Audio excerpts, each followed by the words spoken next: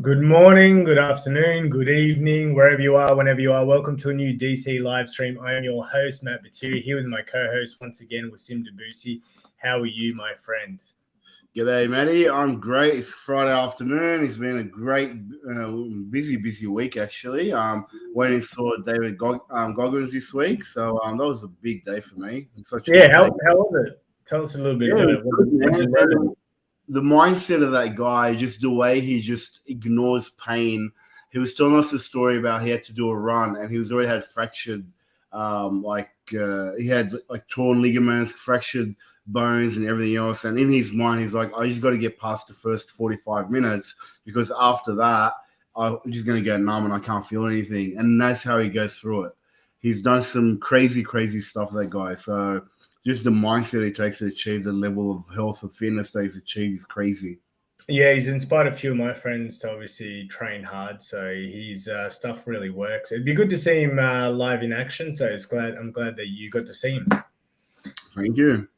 All right. Alrighty, let's jump straight into it. What are we talking about today? What are the main things to talk about today, mate? Well, I guess the biggest thing, which is going to be, I guess, a blessing in disguise for anyone in DeFi, is the staking, Kraken suspending staking because of the SEC charges. So I know you've got a fair bit to talk about, but a lot of the stuff that we're invested in inside of Breakout Solutions, I heard a couple of AMAs today, and they think that this is actually going to really increase the use of DeFi because it's not through centralized exchanges. It's obviously through decentralized exchanges or DEXs or staking and farming on other exchanges is probably going to grow a lot bigger.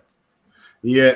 Look, definitely all these centralized exchanges that provide staking, they become an easy target for the SEC, which, as we know, after the FTX debacle, the FTX scam, and now they're going after centralized exchanges and going after anything that they can, but they can't go after DeFi because DeFi is decentralized. So there's they can't go after particular companies. They're usually all over the world. It's unstoppable. It's code out there in Ether, which makes it out of the reach of the SEC. So without any further ado, let's go into this.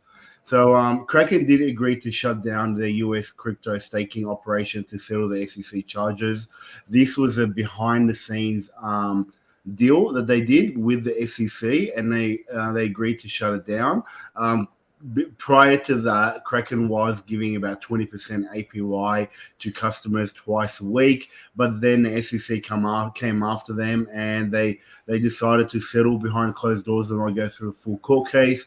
Then Gary Gensler, obviously, who pretends that he's protecting consumers when he did nothing to protect the FTX consumers, even though he was meeting with Sam Bankman-Fried on a regular basis.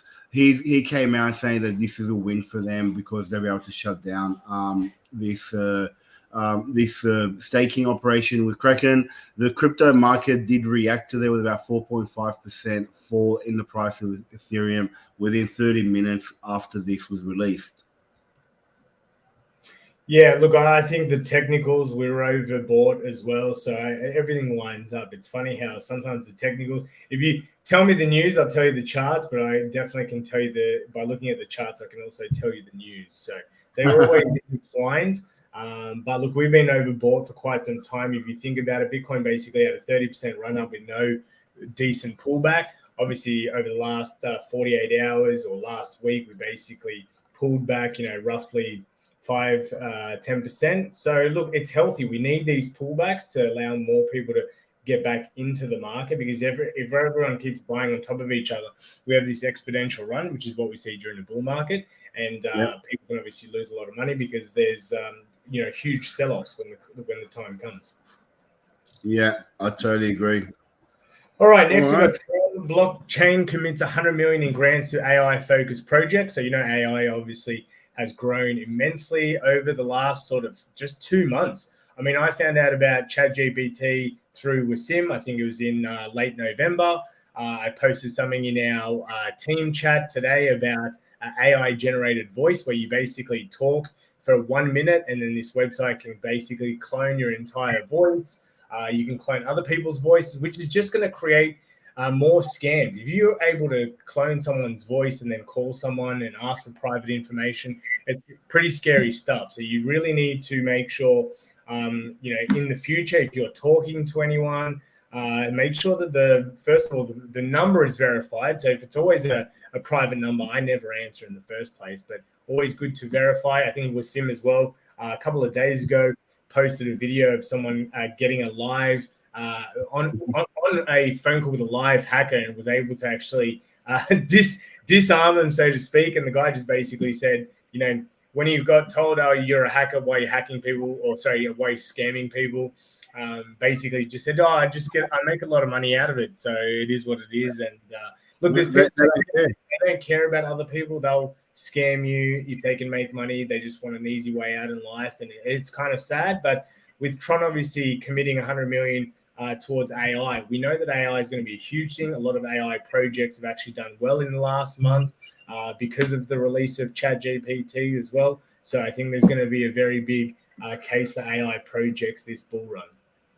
Yeah, so anyway, it is. It's going to be a massive case. The only thing I'll worry about is it going to be hype or is it going to be real? So we've got to see what happens. Exactly. So the 100 million that they're obviously investing is to support developers researching the use of AI, which attempts to simulate human intelligence in machines in applications built on the blockchain by utilizing tools like ChatGPT, a chat bot created by OpenAI, both in the back end and front-end development. So key areas identified by Tron are the use of AI for payments and e-commerce, currency settlement, data management, market, and investment analysis and content generation. Now, AI isn't perfect just yet, guys. I want you to still be aware of that. Even though ChatGPT was a very big success, Google's version of ChatGPT didn't launch very well this week. They lost, I think, over $1 billion in market share, because when they were doing their live presentation, they got one of the answers incorrect. So there's still a lot of development needed out there. ChatGPT sometimes also doesn't give you the correct answer.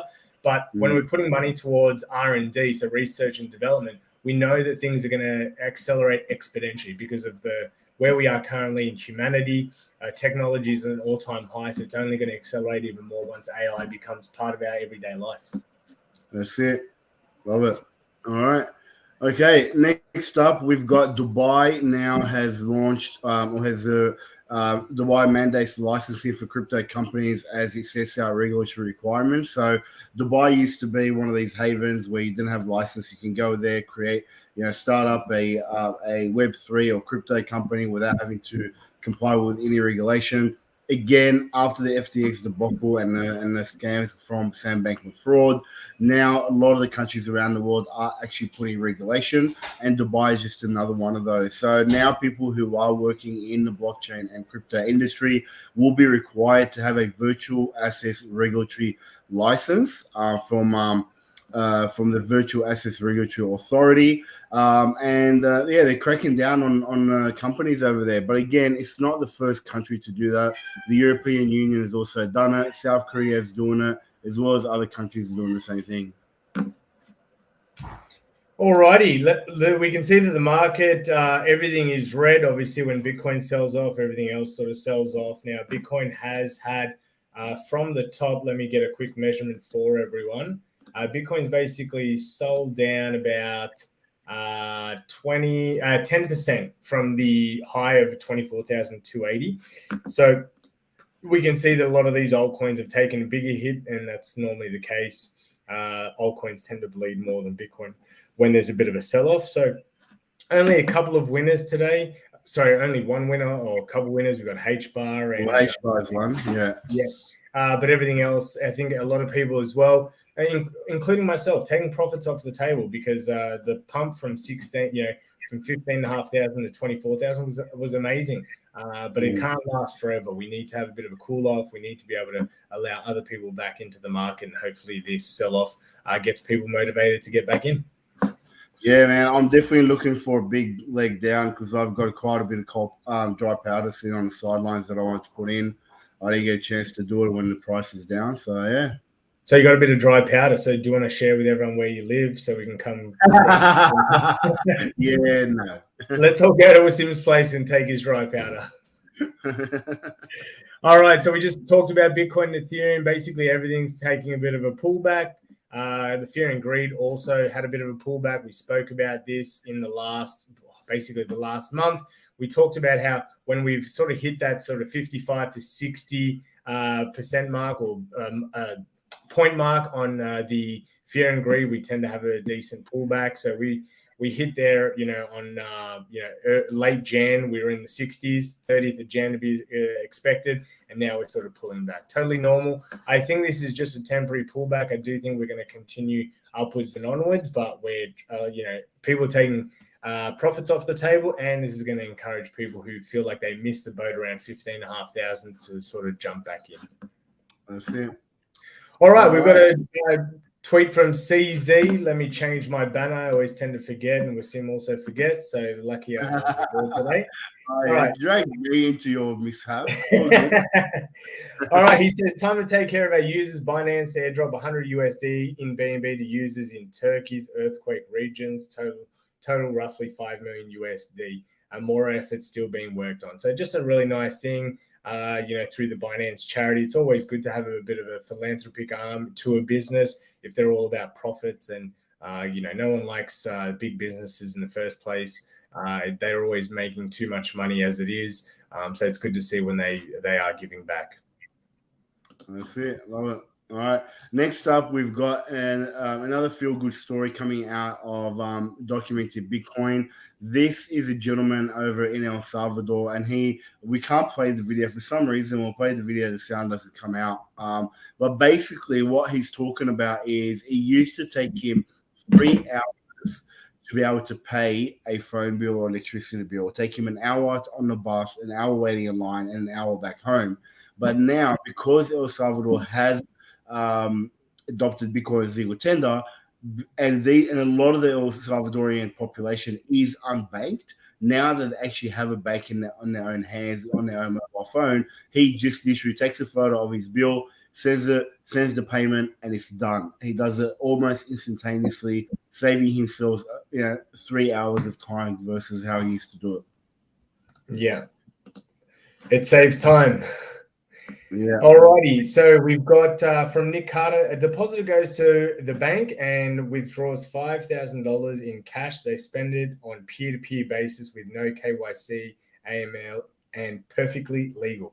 A bank issues a stable coin. A user converts fiat to stables and transact it on-chain on a peer-to-peer basis, and this is now banned in the US. So definitely does some double standards there. Yeah, so this is all part of the United States really cracking down on cracking down on crypto and DeFi and anything to do with peer-to-peer. They really want to push that out because they do understand it is a threat to their financial system. It's a threat to the US dollar. So what they're trying to do here is they're trying to choke people out and trying to actually get to a point where they make pretty much crypto unbanked. So they want to get to a point where you can't even transfer your fiat to crypto. So I think this is bullish for people to get in right now while they can and put as much as you can into crypto or stable coins at least, so you can trade crypto. So it's a very worrisome post, this one. I did read the article. It is quite worrisome. Look, like always, there's always some fun out there to try and sell your bags. Yeah, 100%. All right, so moving over to adoption highlights. If you can change the banner, Matty. I was on top of it. All right, so New York University is to launch a Web3 learning workshop in partnership with Knee Protocol. So one of the things that they discuss in this article is that there is such a huge need for Web3 developers, and so many companies taking on Web3 projects and adopting Web3 in their businesses, but there's not enough consultants, analysts, developers, and whatnot. So more and more universities around the world are starting to provide Web3 education. And the reason why, even though New York University is not the first one to do so, it is the largest university to start providing Web3 education. Over to you for the next one. Alrighty, we've got a story from Walmart getting into crypto. So they filed a blockchain and VR patent. So the US Patent and Trademark Office website shows that retail giant has filed for multiple trademarks related to blockchain technology, and the records of these patent filings are, well, I'm not going to write out the numbers, but basically these patents could see the retail giant subsidiary, Sam's Club, offering a wide range of virtual items. So because of this filing, Sam's Club will offer virtual goods, including home decorations, personal care products, and sports goods. Moreover, the filings have also mentioned crypto assets and NFTs. It also includes virtual and augmented reality, education, and healthcare. So the Walmart subsidiary could also explore digital wallets and other forms of software that can contain a portfolio of digital assets. It's not the first time that Walmart is filing for crypto-related trademark applications. We're seeing a lot of big businesses now. If you keep an eye on the US Patent and Trademark Office, you'll always see huge companies always trying to jump into blockchain technology, which is great to see. But the thing is, they don't really make it that that open. They don't tell a lot of people, because obviously blockchain and cryptocurrency is still seen as a bit of taboo in the US. A lot of these companies are working behind the scenes, waiting for like the legalization of like a lot of cryptocurrencies and blockchain. So then things will push a lot further. But until we get like complete regulation and a very black and white regulatory system, I think a lot of these companies are slowly entering the system. Whereas once everything's clear, it's going to be much more accelerated. Yeah, I totally agree. All right, and last but not least, Nokia is looking at Nokia moves further down into the metaverse and connects remote breweries, train aircraft technicians, as well as other ways in which they're using the metaverse in industry. So what they're talking about in this article is that Nokia, which used to be the retail phone manufacturer, has rebranded or pivoted, as they say, into more providing internet services and ways for industry to use the internet. And they actually addressed the WF, saying that the metaverse is going to have a huge part to play in the industry way before the metaverse becomes a reality for retailers. And the reason for that is they can simulate a lot of different things in the metaverse before actually trying them. Like, for example, they speak about one way in which they're using it in aircraft and aviation is they can simulate an engine and see how the engine will work when the plane is actually flying before even getting or putting the engine together. In other ways, they can help technicians by just watching through the metaverse exactly how to change a part on an airplane or how to do something on an airplane, how to service an airplane. They can do that through the metaverse and then be able to do it in the real world. So interesting days. I might have to dust up my old 3210. You still have it lying around, do you? I don't, but it would be good to bring back the old Snake version 1. Yeah, my wife actually had, she had, I think it was a 3210 or 3220. I can't remember which one it was. And she held onto it for years and years and years. Like we had so many smartphones. She was not, I want to keep it just in case I need a spare phone. I think she had it for like 5 years before she decided to check it out. All right, guys, that's it from us. But before we let you go, we've got an amazing event on this Sunday, February 12th at 10 a.m. Australian Eastern Daylight Time. Sorry, not standard time, daylight time, Australian Eastern Daylight Time. Yeah. Because sometimes people get confused. That's Sydney time in Australia. It's how to generate 7 forms of passive income using digital assets. We'd love to invite you to come. So please head to breakoutnow.co/income-event. We'd love to see you there. Wasim will be presenting. Michael, our CEO, will be presenting. It's always a good way to improve and increase your knowledge and experience in the cryptoverse. So please come along. We'd love to see you there. Hey guys, this is the year for accumulation. You really want to be, planting your seeds in crypto this year so that when the bull run comes next year, you can start harvesting your rewards and taking profit. So, if you're on the fence about whether you want to get into crypto or not, this is the event for you. Come and learn about the possibilities. Come and learn about what you can do in crypto, and let's all work together to achieve financial independence.